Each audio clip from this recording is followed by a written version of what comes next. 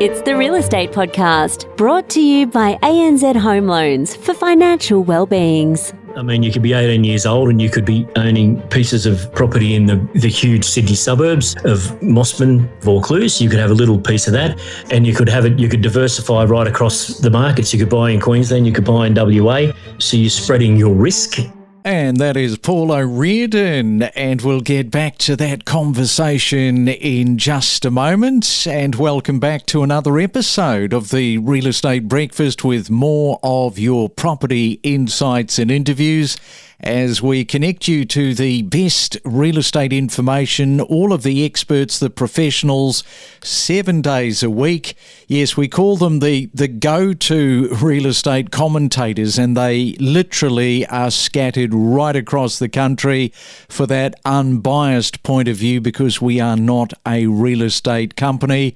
You can stream us this weekend anytime, anywhere, including iHeartRadio and Amazon.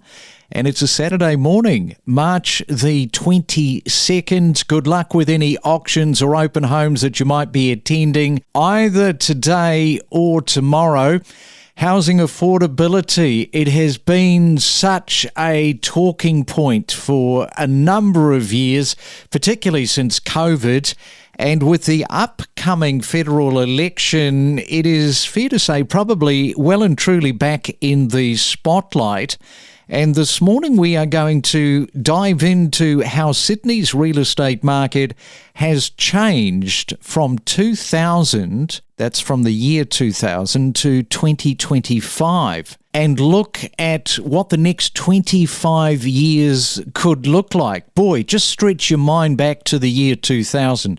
We all know pretty much what we were doing back in 2000, and the property market has certainly moved in such an enormous way. Is home ownership going to become even harder as we traverse the next 25 years into the future? Well, let's catch up once again with Paul O'Riordan, the principal of O'Riordan Real Estate in the Blue Mountains. And good morning to you, Paul. Welcome back to the Real Estate Breakfast. I mentioned just how busy these auctions are, always busy on a Saturday, always busy on a Sunday with open homes, and I know that you're busy as well. Very much so, Craig. Great to be with you. Looking forward to the autumn market and the temperature dropping just a little bit, which suits me down to the ground. Yes, the temperature's certainly on the way down. Now, as mentioned, looking at the housing market, particularly Sydney's affordability market, and how that's kind of shifted over 25 years, we're going to be talking this morning about some of the trends and what has shaped the market and where we stand. Yes, we are. Look, if we cast our minds back to the year 2000, I can certainly remember it. The Sydney population was around 4.1 million people. The Sydney Olympics were happening, and major tax reform from the government with the GST being introduced. So it's all that time ago. The numbers in the Sydney housing market, boy, oh boy. Median house price, $287,000. The interest rates were around 6%. The average weekly wage was about $800 a week, and stamp duty on the median house price was a little over $8,400, or equivalent to about 10 weeks' pay. So nice and affordable sounding there. You cut to 2025, the numbers couldn't be more different. Population about 5.5 million, so that's a 35% increase. Median house price, 1.45 million. Interest rates about the same, give or take around the 6% mark. The average weekly pay, about $1,975 a week. And stamp duty on the median house price, $63,500, or equivalent to 32 weeks' pay. So the increase has been immense. In the year 2000, look, the median house price was about 4 times the average household income. This year it's about 10 times. So it's easy to see why the affordability topic keeps raising its head. You know, those numbers, when you break it down like that, 25 years ago, yes, it's 25 years, but it doesn't seem that long ago, which when you said that, just come back to that median price back in 2000, what was it? What did you quote? $287,000. $287,000. Yes, horses for courses, but when you compare it 4 times the average wage and now 10, I mean, that is such a massive, massive price shift, isn't it? It is huge. And look, you can see why a lot of the Sydney market is people who might have bought back in 2000. So the capital growth they've seen is immense. And they're kind of the dominant buyer who are selling and moving to somewhere else in Sydney because they're the ones that can afford it. But you look at if you're a first home buyer or getting on the property ladder, boy, oh boy, at 1.45 million, you can see why it's tough. Yeah, that's where the baby boomers, Paul, they're getting blamed, of course. It was the baby boomers back in 2000. Well, look, it might even be Gen Xers. I don't know if I was buying a house. Well, certainly wasn't buying a house back when the Olympics were on. But Gen Xers, if you bought in kind of the late 90s or early 2000s, you're sitting pretty well now. Yeah, for sure. Okay, home ownership, is it still achievable? That's the big question, or has it become a bit of a distant dream? We're talking about those soaring prices this morning.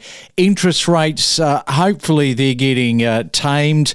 Harder than ever, though, as you're explaining. It's still harder than ever to get onto the property ladder. Look, it really is. So if you're a first home buyer, I think the dream of a Sydney property is probably out of reach, and I don't think it's coming back anytime soon. The home ownership dream isn't dead. You just need to broaden your horizon a little bit. So if you look at areas within a 2-hour drive of Sydney, these are places like the Central Coast, Blue Mountains, Wollongong, the Hawkesbury, and into Penrith. Prices are very, very much different. So look, Central Coast, about $1,070,000 is the median house. Blue Mountains and Wollongong around the $900,000 mark, and the Hawkesbury and Penrith at $750,000 and $700,000. A lot more attractive looking numbers for first home buyers. So the dream is achievable and still achievable. You just need to broaden your search perhaps out of Sydney and look at that as maybe the second or third home. When you get up, you just need to get on that property ladder. Exactly right. You've got to get on that property ladder, and Paul is highlighting the Blue Mountains. And when we come back, what we're going to look at is what could the Sydney property market look like in 2050. That'll be interesting. We'll do that after this. Every morning from 6 a.m, we bring you the latest real estate news with diverse perspectives from leading industry experts. We deliver the most property podcasts across Australia every week. And right now it is time for another piece of advice in the form of a property tip. And we are going to Samuel Williams there in Sydney. Samuel, we're talking about compromising. Yeah, that's always a big one. Very big one. I think no one really wants to compromise. And my tip for buyers is that if you find the property that's perfect for you, it's almost surely to be perfect for a lot of other people. So they're probably going to have the most competition on them when you go and bid for them. If you can look for something that's probably second or third on your list with not a whole lot of compromise, but ones you can put up with, you're probably going to get the best deal as you've got the least amount of competition. And so you're not going to be paying a full premium. Explore new property destinations where you could live with exclusive interviews covering real estate news and market insights. And it is a Real Estate Saturday into another weekend around the country, talking about how expensive Sydney is, particularly for first home buyers. Are you looking at just moving a little bit further out into areas like the Blue Mountains? Paul is with us this morning, and we're going to, this is really interesting, Paul. We're going to take a look at a crystal ball here, what Sydney property prices could look like in 2050. And if you think 2050 is miles and miles away, just do the inverse of the year 2000. Doesn't seem that long ago. So based on current data, Paul, where are we headed in terms of pricing, supply and demand for 2050? Look, I've polished off my crystal ball, and this is very much crystal ball. So looking at different trends, population growth and all those things, which are obviously going to be major players. But if you just apply, I thought, well, look, how am I going to break this down to a simple term? So if you just apply the growth from 2025 and just add that on to 2050, the numbers are quite shocking. So the median house price, if it does what it did in the last 25 years, it'll be up 500%. So that'll be up around the $7.2 million median house price. The average wage would grow by about about 250% to about $4,800 a week. And the stamp duty rates would be at $381,000, which would be 78 weeks pay. So huge differences. So you can see why it's extremely clear that substantial change is needed in the system, or affordability is going to be out for nearly everybody. I think what you've said is more than likely going to actually eventuate. If you just follow what has happened over the last 25 years, there's going to be a little bit of movement on the numbers, but it'll be pretty much similar. And that probably highlights the fact that if you buy a unit, so often units were looked at as, well, it's just a unit. But you're going to be doing pretty well if you've got a unit in 2050. Very much so, absolutely. Look, the old saying in real estate, when's the best time to buy real estate? And the answer, 20 years ago. Truer words haven't been spoken, but the next best time is now. So getting on the ladder, I think, is imperative, looking at what could happen over the next 10, 20, 25 years. Now, what policies or innovations could make housing more affordable in the future? What about blockchain technology? Is that going to play a role in transforming the way that we buy and sell property? What do you think? Look, I think that's a very interesting technology. And look, going forward, I think it will play a pretty big role. It's already happening in the US and other countries around the world. Look, the general idea or the premise is tokenisation of your property, which allows fractional ownership. So the concept, if you take $1 million home, that's converted into, say, $500,000 $2 tokens that are put on the blockchain and they are traded on the open market. The value of these goes up and down with the property market.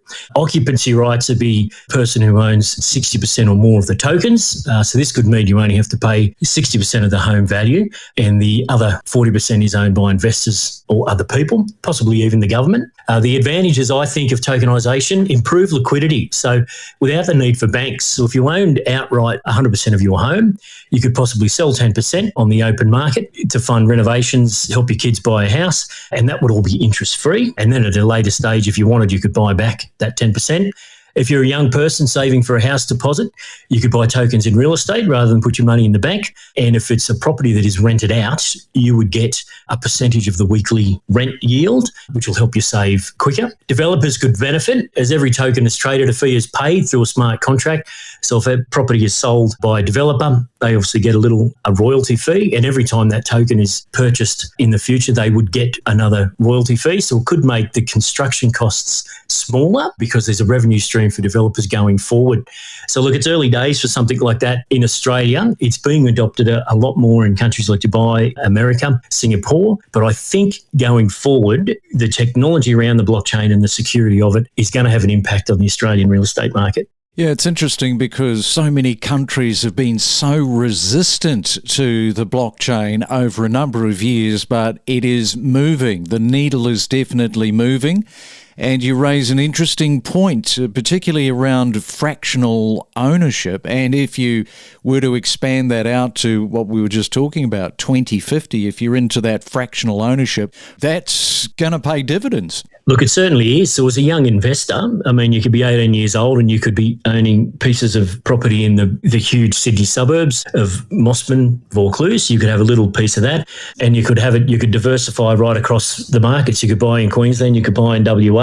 So you're spreading your risk and you can buy $50 worth of a house every other week if you want it. So just that adoption, I think, is going to be very exciting. I mean, something has to happen to the Australian property market because it can't just go on at this rate of growth. So having major change there, I think, is needed. Obviously, supply and demand is still probably the biggest factor, and the cost of money. The biggest growth you see when you look between 2000 and 2025 is when the money got down to 3%, and that's when you really saw that huge growth from 2010 to 2020. It was up well over 100%. So something needs to be done, and blockchain could be the thing.